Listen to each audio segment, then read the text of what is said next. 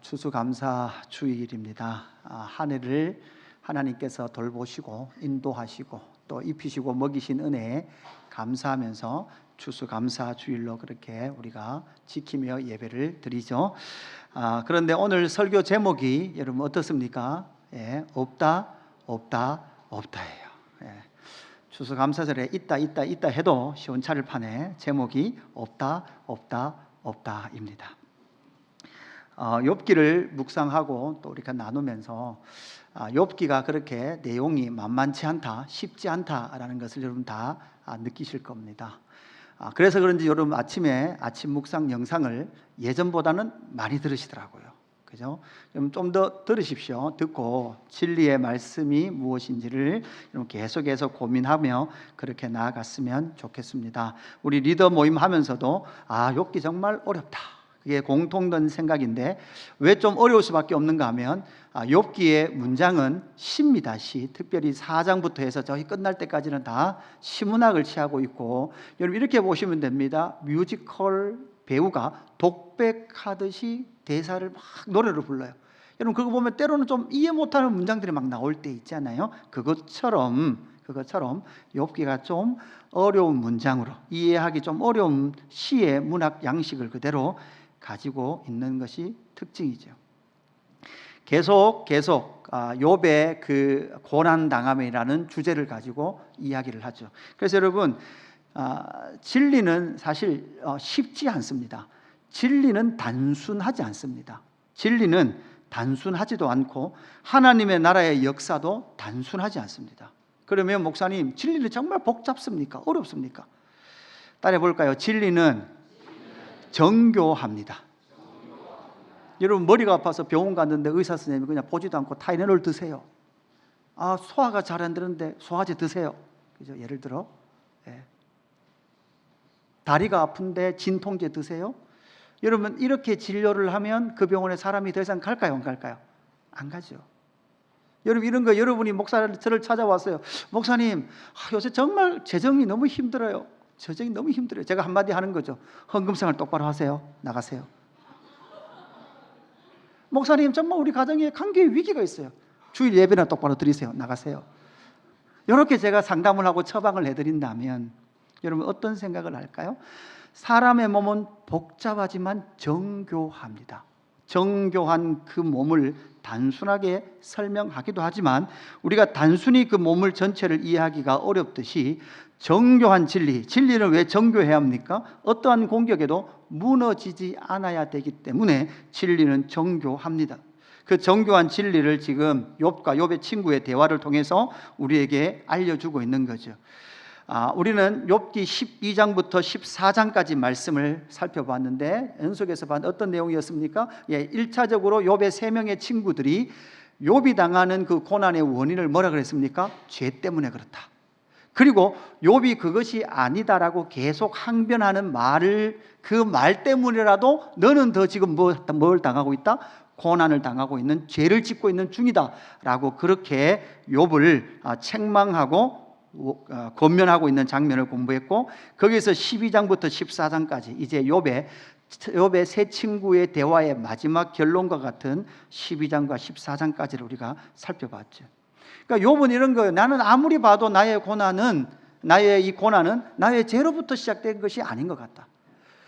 이 고난의 원인이 무엇인지 모르겠다라고 계속해서 하나님 앞에 항변하듯이 질문을 던지는 거죠.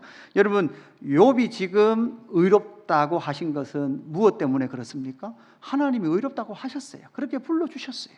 하나님과의 관계 속에서 의였고 자기의 그 깊은, 어떻게 보면 빠져나오기 어려운 그 끝을 모르는 고난과 같은 그 상황 가운데에서 욥기 14장 13절 14절이 욥의 대응의 클라이막스라 그랬습니다. 13절 14절 같이 읽어보겠습니다. 시작.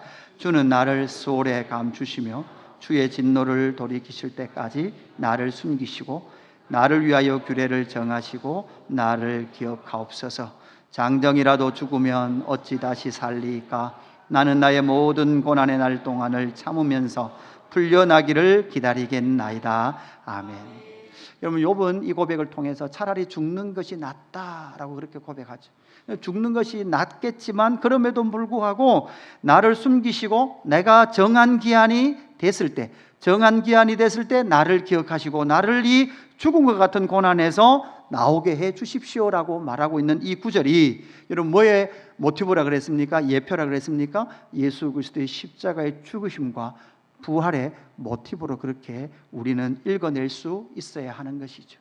고난이라는 그러한 가방 속에 입구가 묶여버린 그 자신의 고난, 그러나 그 고난의 가방에서 나를 꺼내 주십시오라고 기도하고 있는 욥의 기도가 결국은 예수 그리스도의 부활, 십자가의 고난과 부활로 연결되는 복음의 예표로 우리에게 주어졌습니다. 이제 15장부터는 두 번째 세 명의 친구의 대화가 쭉 진행이 돼요.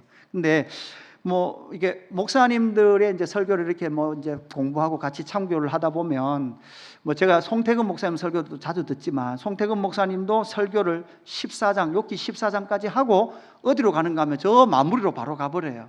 그러니까 중간에 두 번째 대화는 설교를 안 해요, 대부분 목사님들이. 왜냐하면 계속 반복되기 때문에 그래요. 반복된 걸 계속 하는 게 너무 어렵죠. 그러니까 너무 어려운데 우리는 질문을 또 던지는 거죠. 이 반복되는 이야기를 왜 계속 적어놨을까? 이거 왜 그럴까요? 우리 안에는요, 너무나 인과응보라는 그 틀이 너무 강하게 있어요. 아무리 말해줘도 잘 못 알아들어요. 그리고 고난을 만나면 언제나 여러분 우리는 어디로 돌아가요? 내가 무슨 죄 졌길래 이런 고난을 당하냐? 라는 걸로 무조건 돌아가게 돼 있어요. 이것 때문에 욥기는 계속해서 이런 대화라는 방법을 통해서 우리에게 타락한 인간이, 하나님을 떠난 인간이 얼마나 그 보응이라는 틀 안에 깊이 박혀 있는지를 우리에게 설명해 주고 있는 거죠. 오늘 15장 이제 두 번째 대화의 시작도 당연히 누구라 그랬습니까? 엘리바스라 그랬습니다. 여러분 본문을 한번 보세요. 1절, 2절, 3절, 2절, 3절 말씀을 한마디로 정리하면 이런 말이에요. 헛소리 하지 마라 이 말이에요. 여러분 2절 보세요. 지혜로운 자가 어찌 헛된으로 나오죠. 헛된, 이게 뭐예요? 헛소리라는 거예요. 이 헛된은 원어로 보면 루아흐예요. 루아흐. 여러분 루아흐 그러면 여러분 뭐 생각나요? 그죠? 바람, 성령, 영 이런 것으로도 번역이 돼요. 그러나 이 욥기에서는 이걸 헛된으로, 똑같은 단어지만 이렇게 시적인 표현의 번역으로 나오는 것이 바로 루아흐, 헛되다는 거예요. 그리고 어찌 동풍, 여러분 동풍 그러면 이것도 유대인들이 이제 헛바람으로 쓰는 단어입니다. 3절에 어찌 도움이 되지 아니하는 이야기, 무익한 말로 변론하겠느냐, 이렇게 해서 2절 3절 말씀을 한마디로 하면 욥아 더 이상 뭐 하지 마라? 헛소리 하지 마라. 네가 지금 고난당하는 이유는 뭐 때문이다? 죄 때문이다. 더 이상 물어볼 필요도 없다라고 말하는 거죠. 그뿐만 아니라 여러분 4절부터 6절까지는 이런 이야기예요. 네가 그래 놓고도 죄 때문에 고난당하면서도 내가 왜 고난당하는지 모르겠다라고 항변하는 그 말이 또 뭐라는 거예요? 더 큰 죄다. 네가 계속 그렇게 말함을 통해서 더 큰 고난을 당하게 될 것이다 라고 말하는 것이 4절, 5절, 6절 말씀이 되겠습니다. 그래서 이제 7절부터 욥이 이 엘리바스가 쭉 이야기하는데 여러분 이 15장 안에서 오늘 추수감사절이기도 하니까 이 엘리바스 말에는 찾을 수 없는 것이 세 가지가 있어요. 찾을 수 없는 말. 그러니까 친구들이 하는 말 속에서 찾아볼 수 없는 거. 여러분 첫 번째 뭘까요? 추수감사절이라고 좀 이렇게 힌트를 드리면 당연히 무슨 말이 없는가 하면 감사가 없습니다. 감사. 그죠? 앞에서도 말씀드렸듯이 욥의 세 친구가 계속 뭐라고 말하는가 하면 네가 죄를 지어서 지금 그 고난, 벌을 받고 있는 거야. 그러면 반대로 고난을 당하지 않는 욥의 친구들은 뭐를 안 지었다는 거예요? 죄를 짓지 않았기 때문에 그 고난을 당하지 않는다는 거죠. 그럼 보세요. 고난을 당하는 것도 다 누구 때문이에요? 욥 때문이에요. 고난 당하지 않는 것도 다 누구 때문이에요? 욥의 친구들 때문이에요. 그러면 모든 원인은 누구에게 있어요? 나에게 있어요. 모든 원인이 나에게 있다면, 그리고 나의 모든 삶의 결과가 나의 모든 행동에 기인한다면 거기에 여러분 우리가 감사할 게 있습니까? 없습니까? 감사할 것은 아무것도 없습니다. 이 말이 무슨 말인지 아시겠습니까? 예. 여러분 월급 받으면서 감사합니다 하셨습니까? 아니면 늘 좀 부족합니다 라고 생각하셨습니까? 여러분 늘 부족할 거예요. 내가 한 것 비해서 너무 적게 준다는 생각을 많이 하고 있을 거예요. 그러나 여러분 보십시오. 단지 내가 일해서 받은 급여로만 내 삶을 평가한다면 보세요. 사실은 여러분 우리 안에 감사가 나와요, 안 나와요? 잘 안 나와요. 나는 훨씬 더 많이 받아야 된다는 생각을 가지고 있는 거죠. 그러나 눈을 들어서 보십시오. 여러분 우리는 내가 하는 일 외에도 하나님이 하신 일 때문에 내가 살아가는 영역들이 훨씬 더 많습니다. 여러분 그렇지 않습니까? 이게 보이기 시작할 때 여러분 이것은 이유가 있습니까? 없습니까? 원인이 있습니까? 없습니까? 내가 좀 잘나서 하나님께서 나에게 산소를 더 많이 공급해 주셨나요? 그죠? 여러분 이것은 모두 다 하나님께서 모든 이 땅에 사람들에게 공이 주시는 그 영광의 은혜들이 있기 때문에 우리는 오늘 또 살아가고 있기 때문에 우리는 인과응보, 보응의 관점으로 보면 그 보응의 관점, 인과응보의 관점에는 뭐가 개입할 수 없다? 감사가 개입할 수 없다라는 것을 발견하게 되는 거죠. 엘리바스는 이 두 번째 턴부터는요 사실은 대화가 되지 않습니다. 이제 엘리바스도 그렇게 생각했겠죠. 욥을 향해서 정말 저거 대화가 안 된다. 그래서 이 15장부터는 어떻게 나오는지 보세요. 여러분 7절 한번 읽어보십시오. 7절. 자, 화면 보시고 7절 같이 읽습니다. 시작. 내가 제일 먼저 난 사람이냐? 산들이 있기 전에 내가 출생하였느냐? 10절. 우리 중에는 머리가 흰 사람도 있고 연로한 사람도 있고 내 아버지보다 나이가 많은 사람도 있느니라. 여러분 쉽게 말하면 욥에게 엘리바스가 뭐라고 말하는가 하면 네 몇 살이고, 여러분 한국 사회에서 막 논쟁을 하다가 네 몇 살이고 이거 나오면 더 이상 대화가 돼요, 안 돼요? 안 된다는 거예요. 나이로 누르겠다는 거예요. 그죠?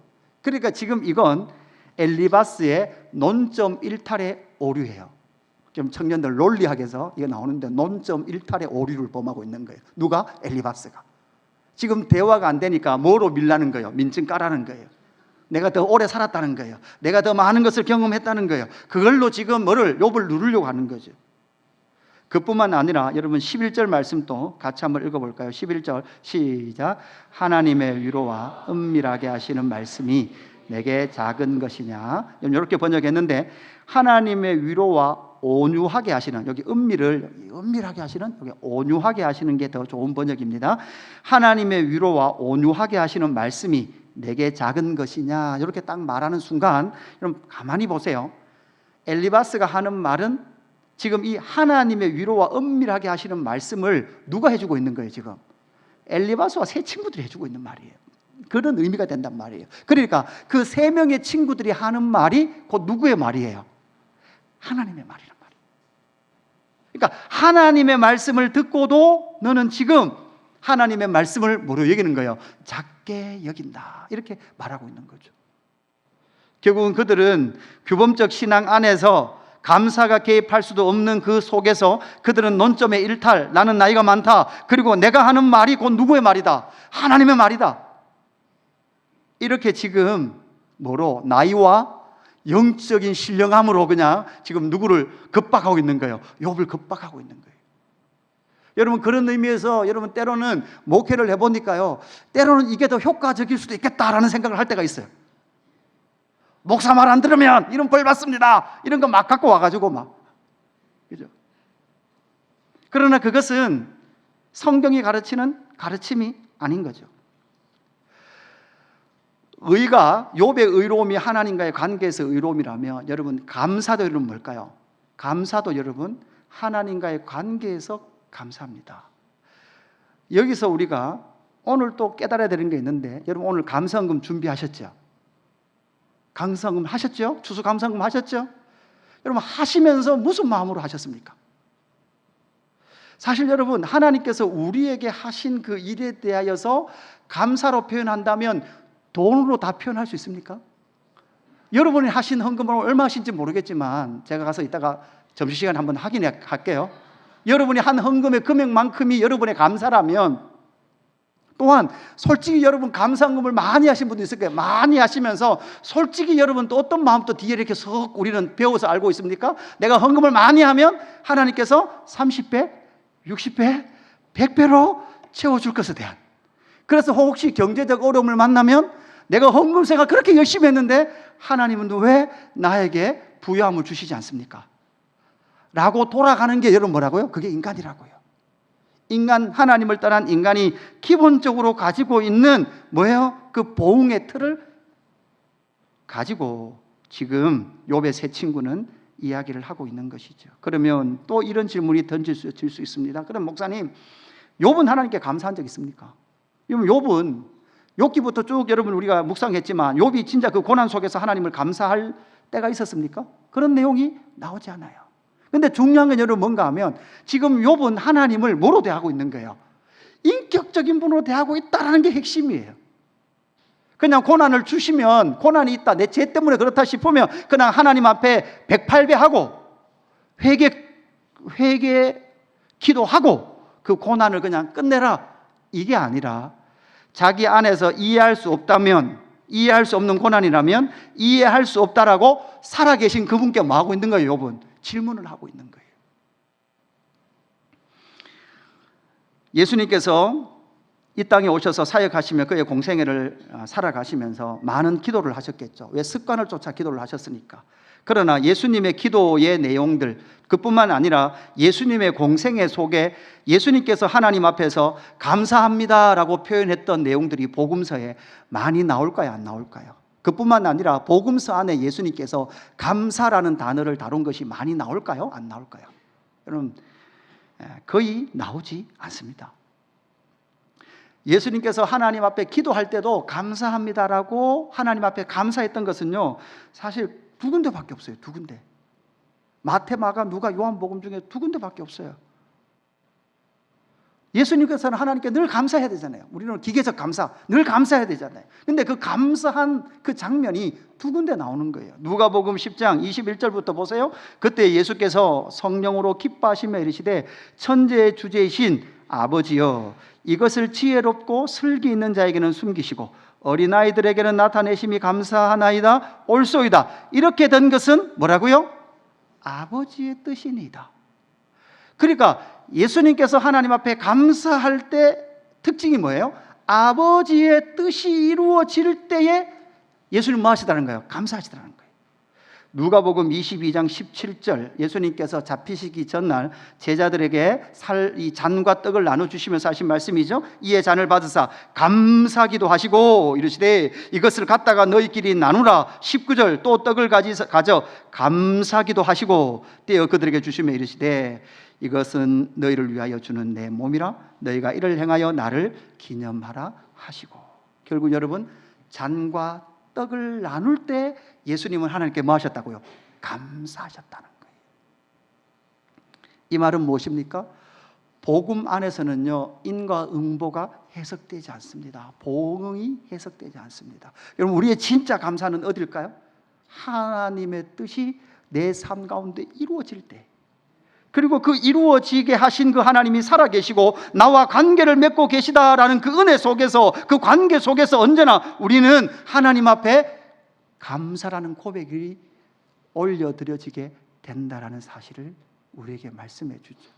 그냥 감사헌금 5만 원 넣고 드리면 되는 거다가 아니고,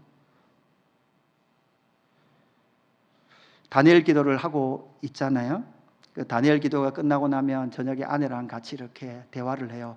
여러분, 이제 다니엘 기도회 동안 작년에는 아침 묵상을 했는데, 현장에서 했는데 올해는 안 하잖아요. 안 하니까 제가 좋을까요, 안 좋을까요? 늘 오시던 분들도 좀 덜 피곤하고 그러실 건데, 저도 10시 반이 넘어가도 짜증이 안 나요.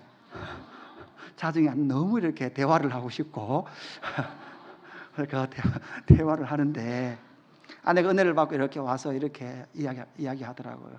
여보, 오늘은 말씀을 듣고 하나님과 기도하는데 하나님이 이렇게 말씀하시는 거, 이렇게 감동을 주시는 것 같았어요. 어떤 감동? 그러니까 하나님께서 수열아, 잘 따라와줘서 고마워. 이 자리까지 잘 따라와줘서 고마워. 그 감동을 주시는 것 같아요. 여러분, 이것이 무엇인가요? 우리는 그냥 봉투에 돈 넣어서 하나님께 감사하면 감사하는 게 되는 건가요? 그게 아니라, 여러분, 이 감사는 상호관계 속에 있다는 거죠. 우리가 무엇을 돌려받기 위해서는 감사도 아니고, 하나님께서 나와 인격적 관계를 맺으시고 하나님께서 연약하고 부족한 내 삶 가운데서도 하나님의 뜻이 이루어지도록 하나님께서 이끌어 가신 것에 대한 뭐예요? 감사의 고백이 진짜 감사가 되는 것이죠. 단지 그냥 봉투에 넣은 5만 원이라면, 그 헌금이라면, 그것이라면, 아니 우상에게 그냥 절간에 가서 하는 그 감사와 별반 다르지 않는, 그리고 내가 그것과 함께 내 자녀의 번성과 건강 그냥 한 줄 적어서 이거 하면 내년에도 우리 가족이 건강하겠지라고 별반 다르지 않는 그러한 감사의 수준밖에 될 수 없다라는 것을 우리는 이 말씀에서 찾을 수 있어야 한다는 거죠. 지금 욥의 삶은 사실은 하나님의 뜻이 이루어지는 거예요. 뭐가? 고난이. 참 아이러니하죠. 그것이 해석되지 않아 몸부림치고 있는 것 자체가, 그리고 그 질문을 누구에게? 하나님께 던지고 있는 자체가 여러분 감사라는 거예요. 그분의 인격적인 관계 속에 있다는 거예요. 여러분 이 의미가 뭔지를 여러분 읽어내시고 이해했으면 좋겠습니다. 두 번째, 엘리바스에는요, 이야기 속에는, 그리고 그의 친구들의, 욥의 친구들의 이야기 속에는 은혜가 없습니다. 은혜가 자리할 곳이 없다라는 거죠. 앞에서도 말씀드렸듯이 욥의 고난의 원인이 죄의 결과라면 은혜가 과연 어디에 깃들 자리가 있냐라는 거죠. 다시 여러분, 율법과 예수님의 산상수훈이 하나님께서 우리에게 요구하는 법의 실체잖아요. 그러면 진짜 그 법 앞에 섰을 때 저와 여러분이 그 말씀대로 살지 않음으로 말미암아 벌을 받는다면, 여기서 벌을 안 받고 오늘 온전하게 예배를 드릴 사람이 누가 있겠냐는 거예요. 여러분 이 말 이해되십니까? 네. 율법과 산상수훈의 기준으로 봐서 네 마음에 음욕을 품어도 가늠한 거다라는 기준으로 봤을 때 오늘 우리 안에 벌을 받지 않고 예배를 온전히 드릴 사람은 아무도 없다라는 거예요. 지금 저와 여러분이 뭐 하고 있습니까? 예배를 드리고 있다는 것 자체도 여러분 하나님의 뭐가 임한 거예요? 은혜가 개입했기에 저와 여러분은 지금 하나님 앞에 예배를 드릴 수 있는 거죠. 엘리바스의 이야기가 14절, 15절, 16절로 이어지는데, 사람이 어찌 깨끗하겠느냐? 여인에게서 난 자가 어찌 의롭겠느냐? 여러분 이것은 모든 사람이 죄를 범하였음에 의는 없나니 하나도 없다는 말이 아니고, 지금 욥이 지금 죄를, 고난을 당하는 것은 결국은 죄 때문에 그런 거야 라고 말하면서 이 이야기도 사실은 논리학에서 일반화의 오류를 정하는, 지금 범하고 있는 거예요. 다른 말로 하면 예를 들면 이런 거예요. 여러분이 이때가 인생을 살다가 예를 든 거예요. 유씨라는 사람을 한 서너 명 만났는데, 유씨가 흔하지 않잖아요. 서너 명을 만났는데 내가 만난 유씨는 다 성질머리가 고약했어요. 그죠? 막 조금만 마음에 안 들면 화를 내고 막 민망하게 막 사람들 앞에 짜증도 내고 막 그렇게 막 유씨들한테 상처를 너무 받아서 예수 그 이름교를 왔는데 담임 목사가 유씨야. 그러면 저 앞에 얼굴 넙대대한 저 양반도 성질이 매우 뭐 할 거다? 고약할 거다라는 뭐라는 거예요? 일반화의 오류를 하는데, 일반화 오류가 다 틀리지는 않았어요. 저도 개파하기는 하니까. 자, 지금 이런 말이에요. 이 지금 14절부터가. 그죠? 그러면서 하나님은 거룩한 자들을 믿지 아니하시나니 하늘에라도 그가 보시기에 부정하거든 하물며 악을 저지르기를 물마심 같이 하는 가증하고 부패한 사람을 용납하겠느냐. 그러니까 지금 욥이 계속 뭐 한다는 거예요? 물 마시듯 악을 저지른다는 거예요. 네가 말을 하는 것 자체가 물 마시듯 지금 악을 저지르는 거야. 그런데 사람들은 의외로 물을 많이 마시지 않습니다.